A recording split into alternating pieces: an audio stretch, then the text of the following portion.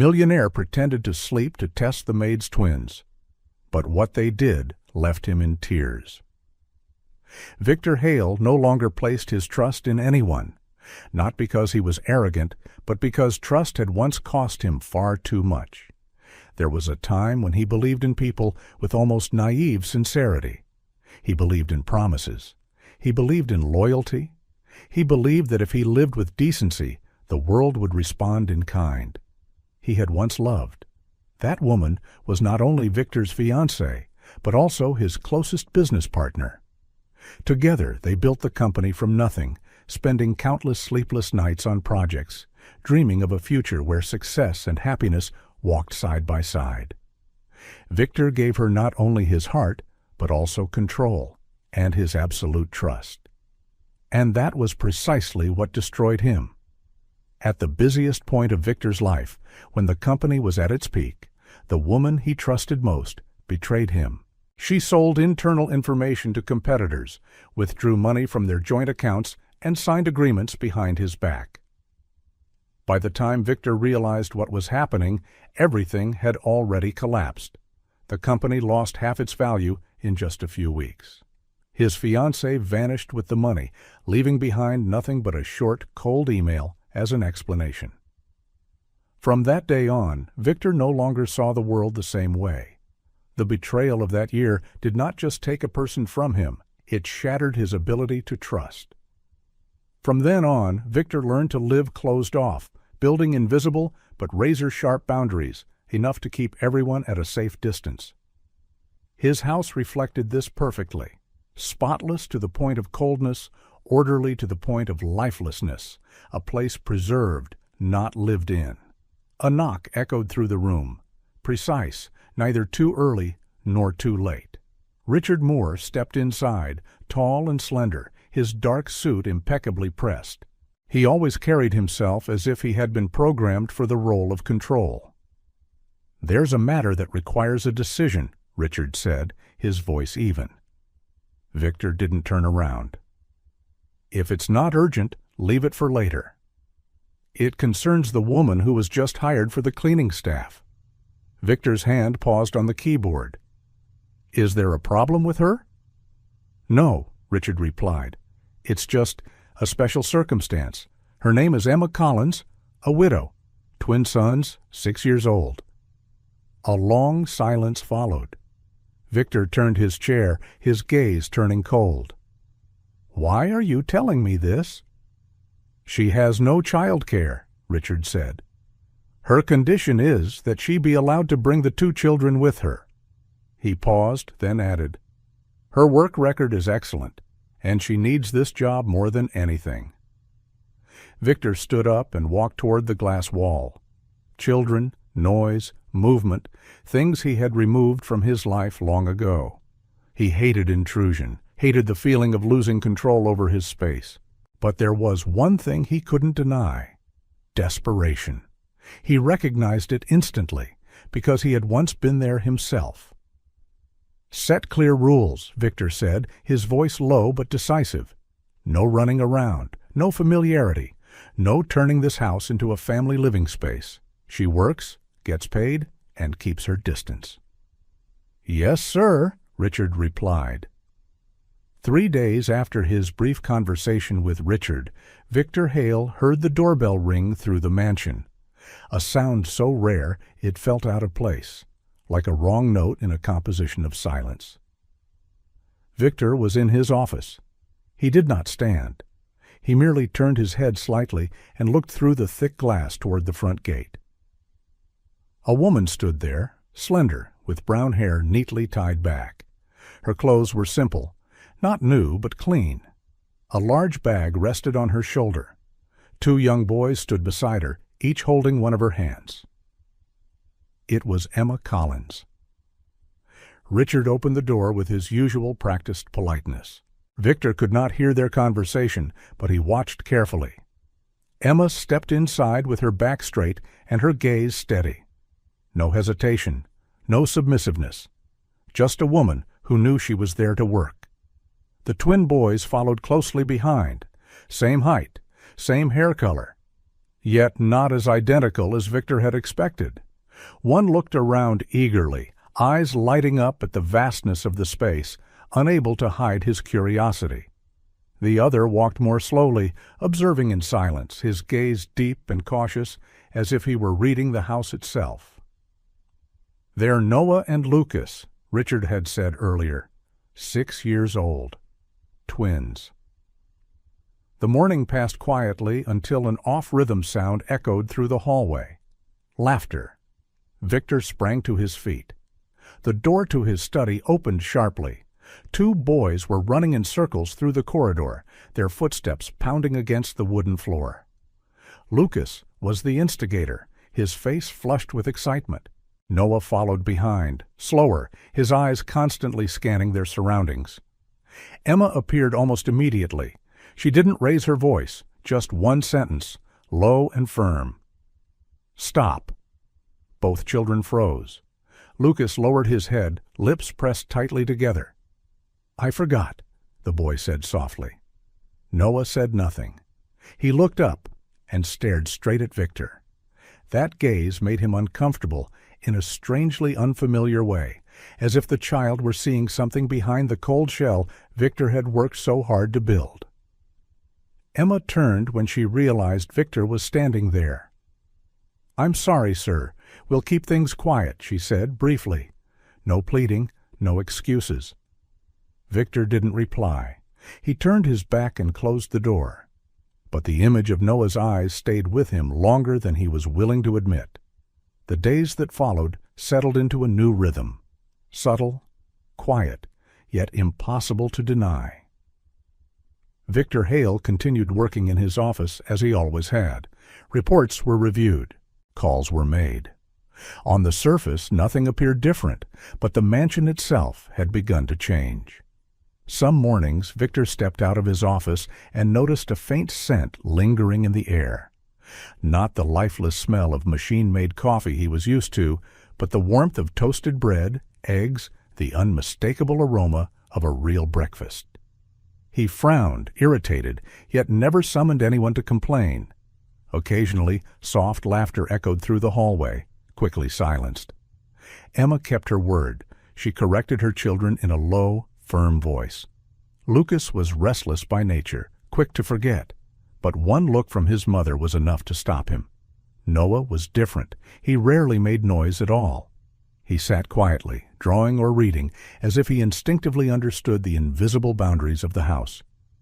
Victor began noticing the smallest details. A toy car left near the back door, a book placed on the kitchen table that he did not recall seeing before. And one morning, when he came down earlier than usual, Victor noticed a piece of paper lying quietly on the table. It was a drawing. Clumsy colored strokes formed a large yellow sun in the corner of the page. Beneath it stood a small figure, alone. No smile. At the bottom, written in a child's shaky handwriting, were a few simple words. "For the sad man." Victor picked up the paper. He stood there for a long moment, reading the words again and again, as if they did not belong in his world. No one had ever called him sad. People called him cold, distant, intimidating, not sad. He folded the paper, crumpled it, and threw it into the trash. The movement was sharp, decisive, just as he always treated things he deemed unnecessary. Yet that night, when the mansion had fallen completely silent, Victor returned to the kitchen. He opened the trash bin, retrieved the crumpled paper, slowly smoothed it out, and carried it back to his office. He placed it inside his desk drawer. Richard had seen everything. "Perhaps this wasn't a wise decision," he said the following day. "What do you mean?" Victor asked without looking up. "Children bring disruption. The very thing you've always avoided." Victor stopped writing. "I'm the one who decides what disturbs me." Richard fell silent, but the dissatisfaction in his eyes was impossible to hide. Victor returned to his familiar armchair. The house was quiet again. Only one thing had changed. The silence was no longer empty. It was heavy, as if something were waiting to be named. That Sunday morning, the two boys seemed more restless than usual. "It's so big here," Lucas whispered, his eyes lighting up as he looked past the iron fence. "Don't look anymore," Emma replied, her voice gentle but firm. "Today, you both stay close to me." Lucas seemed like he wanted to say something else, but only shrugged. Noah didn't interrupt. The boy observed. Emma had only just turned away when a familiar instinct pulled her back. Lucas was not the kind of child who could sit still for long. And sure enough, quick footsteps echoed. Emma turned and saw Lucas heading toward the glass garden inside. "Lucas!" The boy stopped, his eyes fixed on the tall trees. "I'm just looking." Noah appeared behind him, slower. "There's something that looks like stone statues," he said quietly. Emma dropped the cleaning cloth. Her heart tightened. "What did I say?" Lucas lowered his head. "We have to stay close to you." "Then come back, right now." A low voice sounded behind her, calm but enough to shift the air. "Is something wrong?" Emma turned. Victor Hale stood at the entrance to the garden, arms crossed, his gaze as cold as the glass wall behind him. "We'll leave immediately," Emma said quickly. "This is my fault." Victor didn't answer. He looked at the two children. Lucas avoided his eyes. Noah did not. "Why do you never smile?" Noah said, not as a question, but as an observation. Emma felt the blood drain from her body. "Noah," she said urgently, "you don't—" Victor remained still. His gaze held the boy a moment longer than necessary. Then he turned away, without saying a word. Emma gripped her son's hands tighter than usual. "I told you not to say things like that." Lucas sniffled softly. "I'm sorry, Mom." Noah nodded, silent. Emma returned to her work, but her hands trembled slightly. She needed this job. There was no backup plan, no room for mistakes. Richard appeared in the hallway as if he had been waiting. "Things don't seem to be going very smoothly." "Everything is fine," Emma replied without looking up, "because I don't want to have to remind you of what Mr. Hale made very clear." Emma looked straight at him. "I have it under control." Richard smiled, a smile that carried no goodwill. In the office, Victor sat in front of the screen but couldn't read a single line. The child's words kept replaying in his mind. "He doesn't like smiling." He stood up and walked to the window. In the backyard, Emma was hanging laundry on the line. The two boys sat on the grass, finally calm. Lucas laughed at something Noah was drawing. Noah nudged his brother lightly, then smiled as well. Victor watched. There was something very simple there, not loud, not perfect, but real, something he hadn't touched in many years. And he didn't know whether that feeling unsettled him, or whether it was making the walls begin to crack. The afternoon moved slowly on the second floor as Emma wiped the tall, floor-to-ceiling window frames. Slanted sunlight stretched across the quiet hallway when a light knock sounded behind her. She turned. Noah stood there, his hands clasped together, his hesitant posture suggesting he was weighing something important. "Are you busy, Mom?" he asked softly. Emma set the cloth down. "If it's you, I always have time." Noah stepped closer. "I don't understand," he said after a moment. "This house is so big. Why do we always have to walk quietly?" Emma crouched to meet her son's eyes. She didn't answer right away. "Because this place doesn't belong to us," she said slowly. "We're here to work, not to live like we do at home." Noah frowned. "So, the owner doesn't want to see us?" The question made Emma pause for a brief second. "He's like someone carrying a lot of sadness," Noah continued. "I can tell." Emma couldn't find a response. She simply pulled her son into her arms and held him gently. When the workday ended, Emma was tidying up in the kitchen when she sensed someone behind her. She turned. Victor Hale. "Sorry if I startled you," he said, his voice low and brief. Emma straightened quickly. "It's all right, sir." Victor was silent for a few seconds, as if weighing his words. "The garden out back," he said at last. "The children can stay there, but only within that area." Emma blinked. "You mean it's allowed?" "As long as they keep quiet," Victor replied. "I don't want noise." He turned away before she could say anything else. Emma stood still, her hand gripping the strap of her bag. Then, very softly, she smiled, a cautious smile, but a genuine one. In the weeks that followed, the mansion began to operate on a different rhythm. Emma worked quietly as before, but no longer with that suffocating tension. Lucas and Noah played in the back garden, strictly within the permitted boundaries. And Victor, he remained in his office, kept his distance, and pretended not to notice. But he did notice. He noticed the restrained laughter beyond the windows. He noticed the faint scent of baked goods occasionally slipping into the house's sterile air. He noticed small things out of place, a toy car forgotten on the steps, a drawing left askew on a table, a brightly colored ball lying still in the hallway. Strangely enough, those things no longer bothered him. Victor Hale began to change in very small ways, but to Richard, every detail was a warning sign. Victor no longer kept his office door closed all day. He stepped out more often, lingered longer in the hallways, sometimes listening to sounds he had once gone out of his way to avoid. Richard understood exactly what that meant. Control was being threatened, and the fastest way to regain control was always the same: plant doubt. One afternoon, while Victor was reading reports in his office, Richard knocked and stepped inside. His voice was gentle, careful, as though he were merely sharing a harmless observation. "Mr. Victor," Richard said, "have you noticed that some items in the house are no longer where they used to be?" Victor looked up. "What do you mean?" Richard shrugged. "Nothing serious, just small details. A book moved from the shelf to the desk, a remote control no longer in the living room. Perhaps I'm misremembering." Victor said nothing, but in his mind a familiar sensation began to stir. "And?" he asked. Richard hesitated, as if reluctant to continue. "Children tend to be curious, energetic.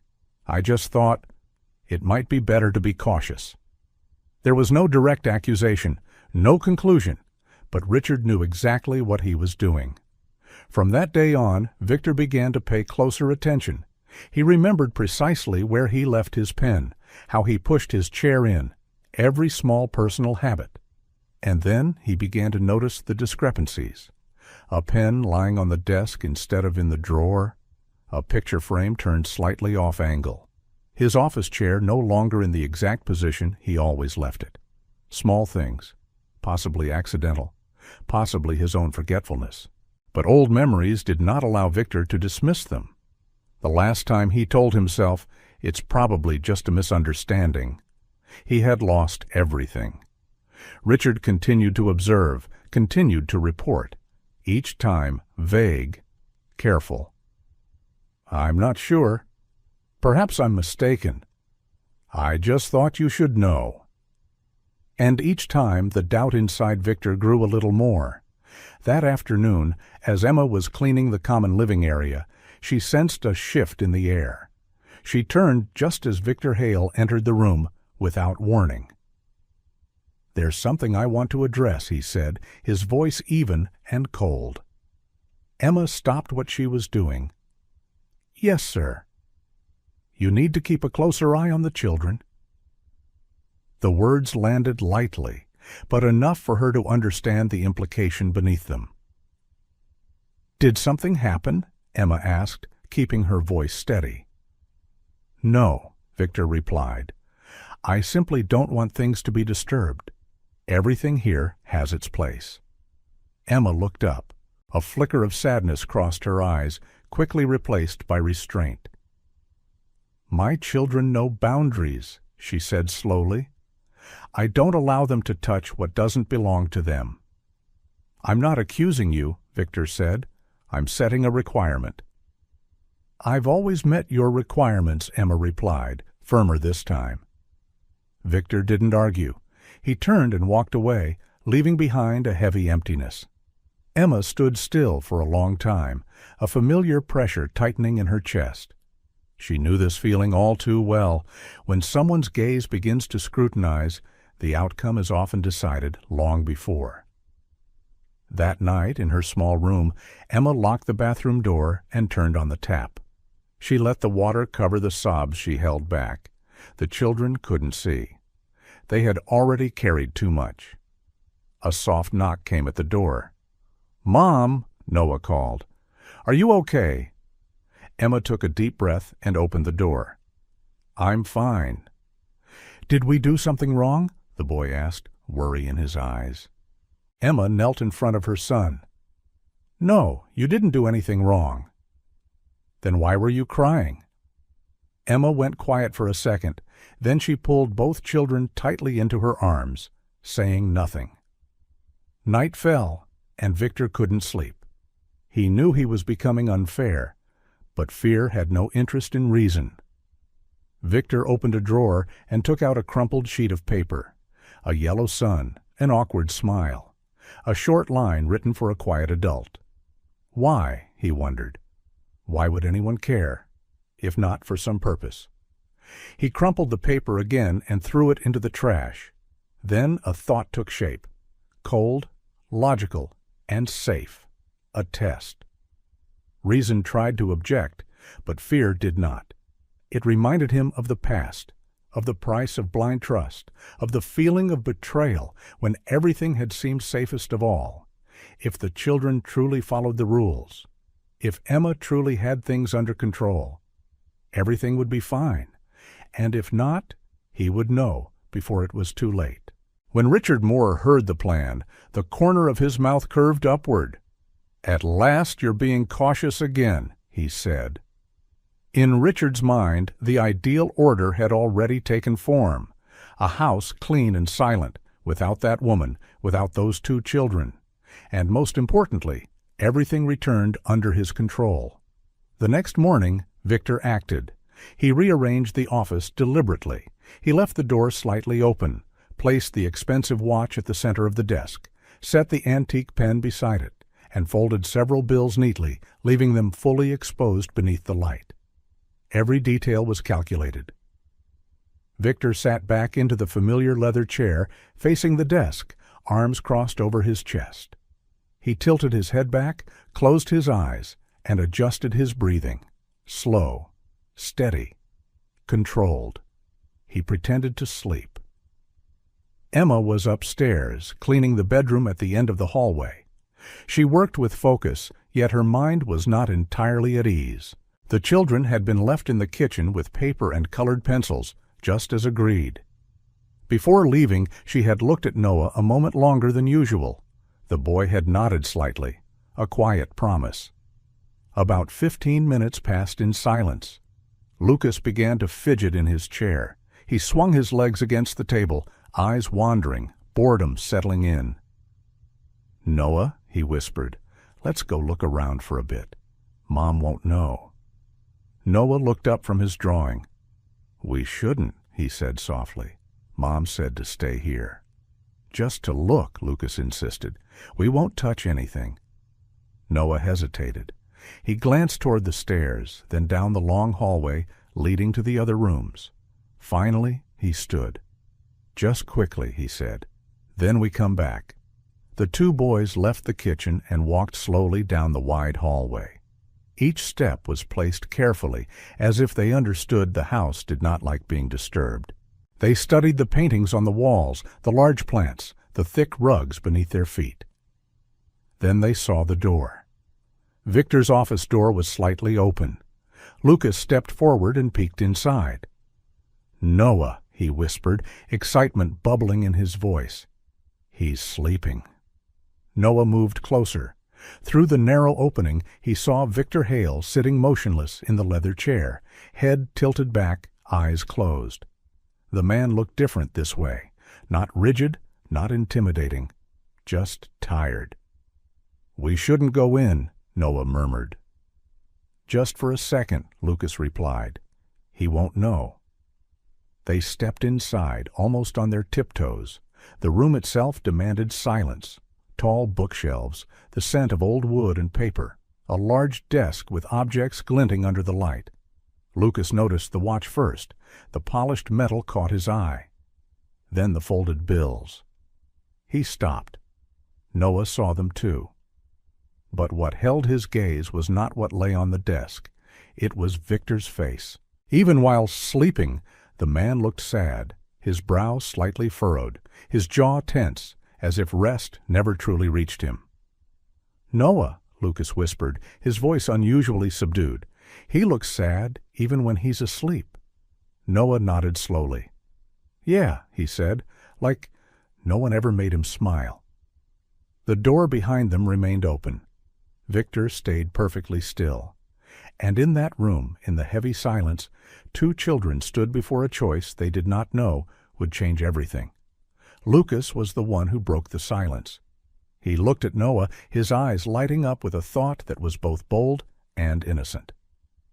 "We could make him smile," Lucas whispered, his voice trembling with excitement. Noah frowned. "How?" Lucas scanned the room.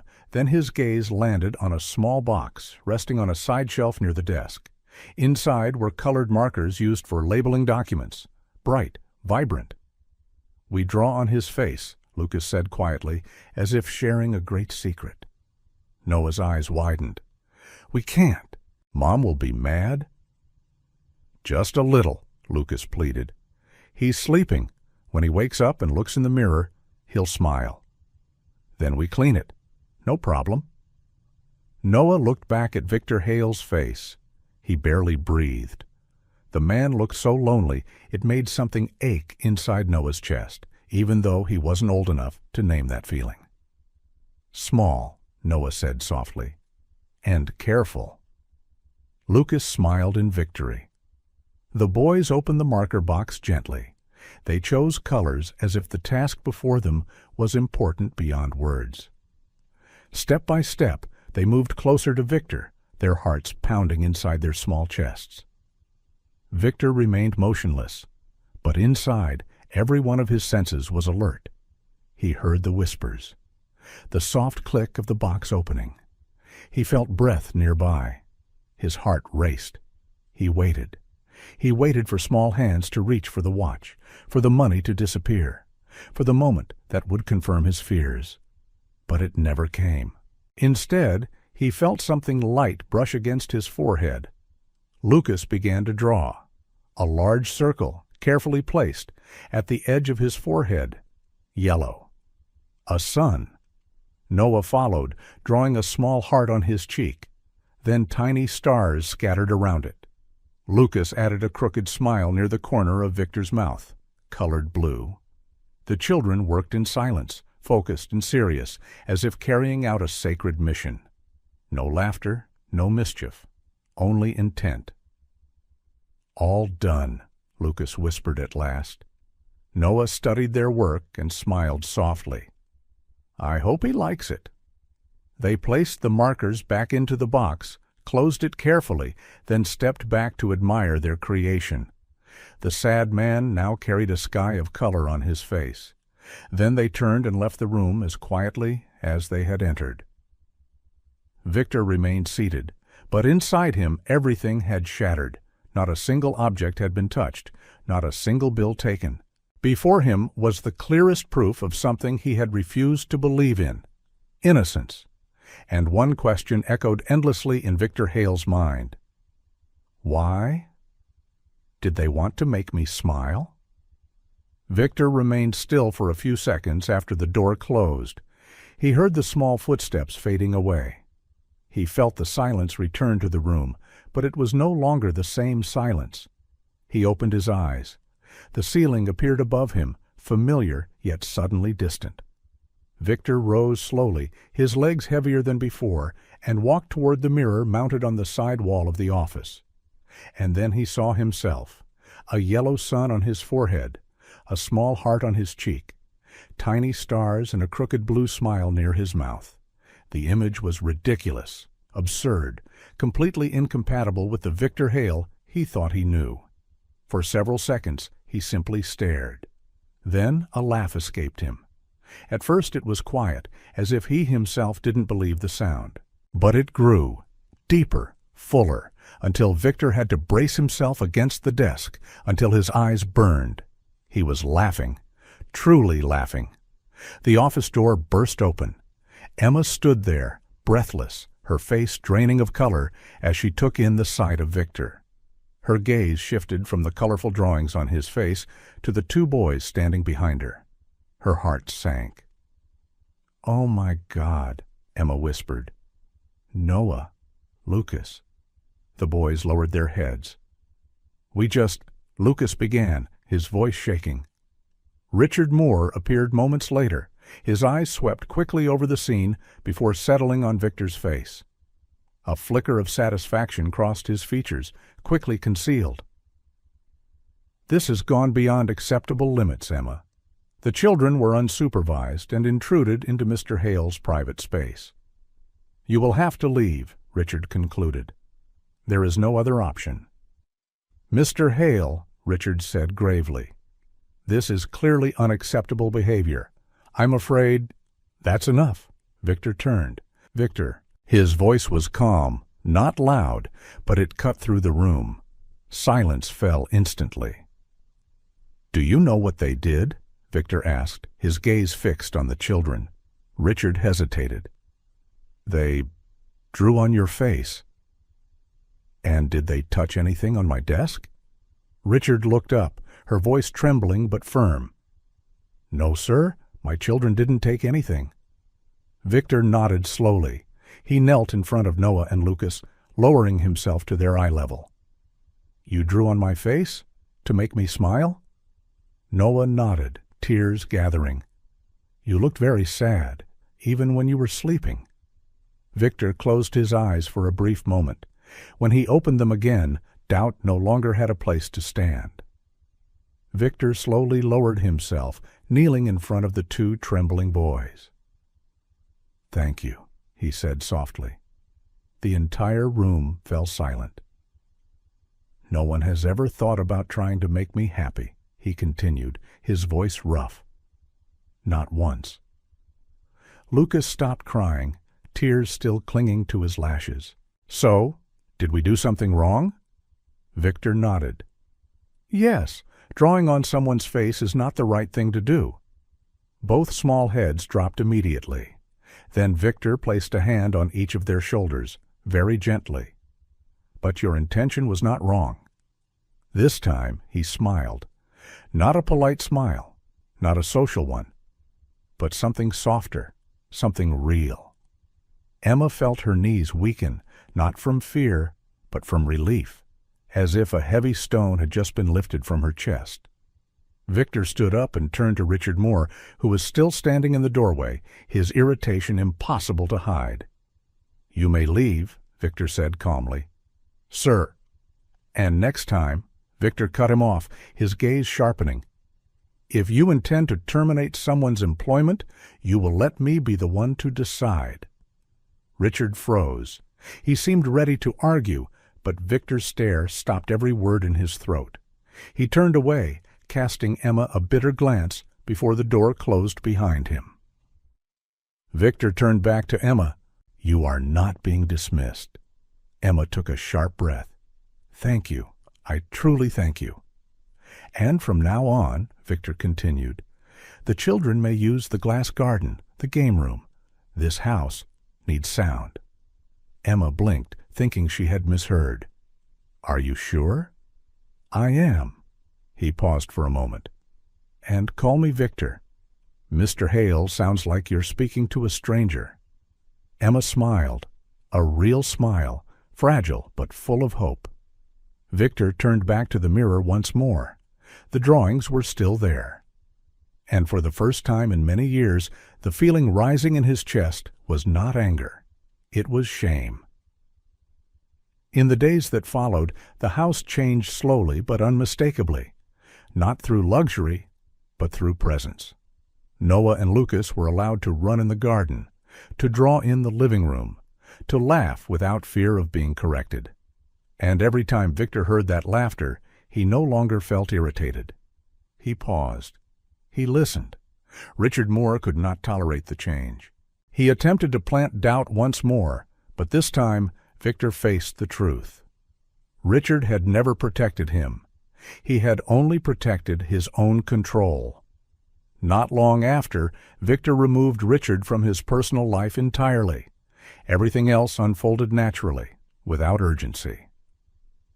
One Saturday afternoon, Victor asked Emma to stay in the back garden after the children had gone inside.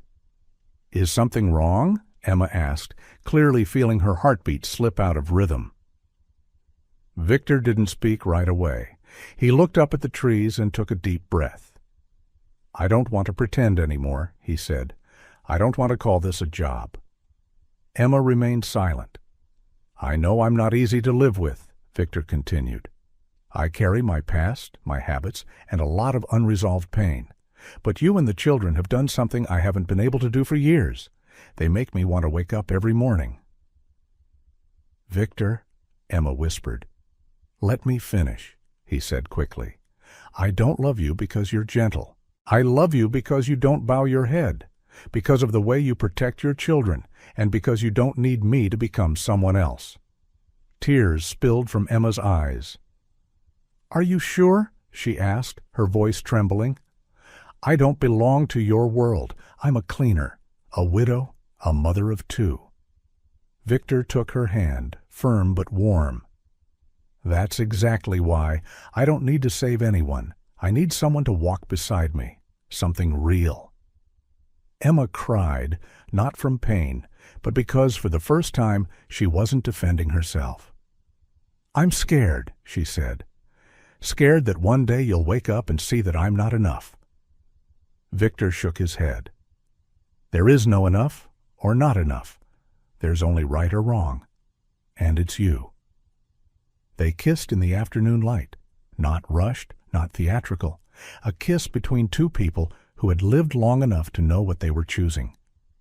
When they told Noah and Lucas, the reaction was immediate. "So you're going to stay with us forever?" Lucas asked, his eyes shining. Victor knelt to meet their eye level. "If you want me to." Noah said nothing. He wrapped his arms tightly around Victor. "Yes." And from that moment on, family was no longer an abstract concept. Night fell deeply. The mansion lay at rest after a long day, with only the soft sound of wind brushing past the porch and a sky full of stars stretching above. Noah and Lucas were fast asleep, their steady breathing like a promise of peace. Victor and Emma sat side by side on the porch. Neither of them spoke. The silence between them was neither heavy nor empty. It was warm, as if both understood there was no need to fill this moment with words. Emma spoke softly, her voice so gentle it seemed meant only for the night. "Are you happy?" Victor didn't answer right away. He looked up at the sky. The stars were unchanged, but he was not. "I used to think happiness was something meant for other people," he said slowly. "That I only needed to exist." He turned to her. "It turns out I was wrong.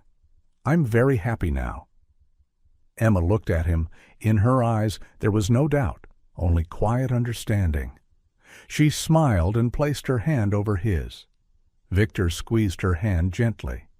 And in that very small, very peaceful moment, he knew.